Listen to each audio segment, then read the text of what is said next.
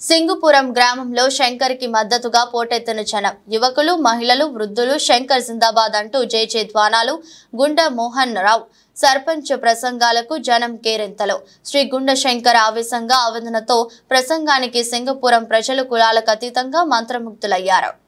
ఈ రోజు ఇక్కడ ఈ జనజాతర చూస్తుంటే మీ ఇంటిలో ఒక బిడ్డడు మీ అన్నదమ్ముడు మీ ఆత్మీయుడు ఈ రోజు శాసనసభ్యుడిగా పోటీ చేస్తే మీలో ఎటువంటి ఉత్సాహం ఎటువంటి ఆనందం పెళ్లిబుక్కుతుందో ఆ విధంగా ఈ రోజు మీ ఇంటిలో బిడ్డలు పోటీ చేస్తున్నట్టు మీరందరూ ఆనందంగా కేరింతలు కొడుతుంటే మా అందరికీ చెప్పలేనంత ఆనందంగా ఉంది। భారతదేశం వచ్చి స్వాతంత్ర్యం వచ్చి ఆంధ్రప్రదేశ్ ఏర్పడిన తర్వాత ఈ గ్రామాల్లో ఎప్పుడైనా శాసనసభ్యుడిగా పోటీ చేసే అవకాశం ఎవరికైనా వచ్చిందా? మీరంతా కూడా ఎప్పుడు ఎక్కడి నుండో వచ్చిన వాళ్ళకి సాయం చేసి ఓట్లేశారు। ఈ రోజు మీ నట్టింట్లో నడయాడిన మనిషి మీ ఇంట్లో తిరిగిన మనిషి ఒక బిడ్డనిగా ఒక అన్నదమ్ముడిగా చేదోడు మోదోడుగా మీ కష్ట సుఖాల్లో ఉన్న వ్యక్తి శంకర్ గారు ఈ రోజు మీ గ్రామం నుండి శాసనసభ్యుడిగా పోటీ చేసే అవకాశం వస్తే అది మీ హక్కు, దాన్ని కాపాడుకోవాల్సిన బాధ్యత మీది, దాన్ని గెలిపించవలసిన బాధ్యత మీది।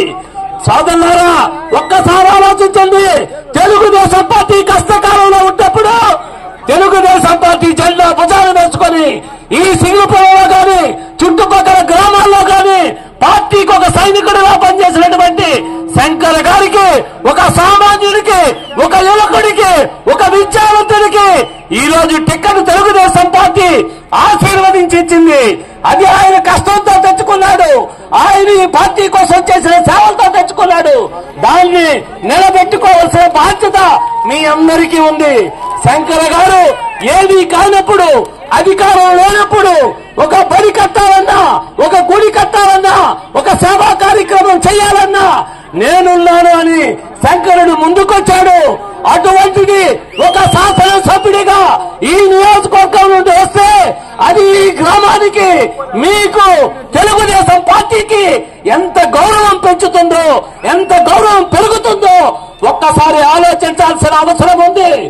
ఈ రోజు చంద్రబాబు నాయుడు గారు అన్నా క్యాంటీన్లు పెట్టి పేదవాడి ఆకలి తీర్చాలనుకుంటే ఈ నరకాసుర ప్రభుత్వం ఆ క్యాంటీన్లు రద్దు చేస్తే నేనున్నాను చంద్రన్న మీ ఆశయాన్ని కాపాడడానికని చెప్పి శ్రీకాకుళం పట్టణంలో 2 అన్నా క్యాంటీన్లు పెట్టి అన్నార్థులకు అన్నం పెట్టి సుమారు 330 రోజులు ఎన్నో కష్టాలు పడి ఈ రోజు పని చేస్తే ఆ ఆకలితో తిన్న అన్నార్థులందరూ కూడా ఆశీర్వాదంతోనే వచ్చింది తెలుగుదేశం పార్టీ టికెట్ అని చెప్పి మన అందరం కూడా ఈ రోజు ఆయన అభినందించాలి।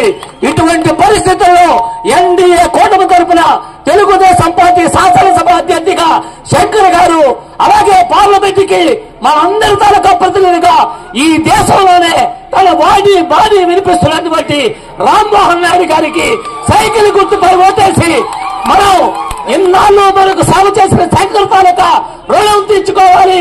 తెలుగుదేశం పార్టీ పుట్టిన నుండి ఈ ప్రజలకు సేవ చేసినది ఆ రుణం కూడా తీర్చుకొని ఒక యువకుడికి అవకాశం ఇవ్వాలని ఈ సందర్భంగా మిమ్మల్ని అందరినీ కోరుతూ ఇంత చక్కని అవకాశం ఇచ్చిన మీ అందరికీ కూడా నా హృదయపూర్వక ధన్యవాదాలు తెలియజేస్తూ ముగిస్తున్నాను।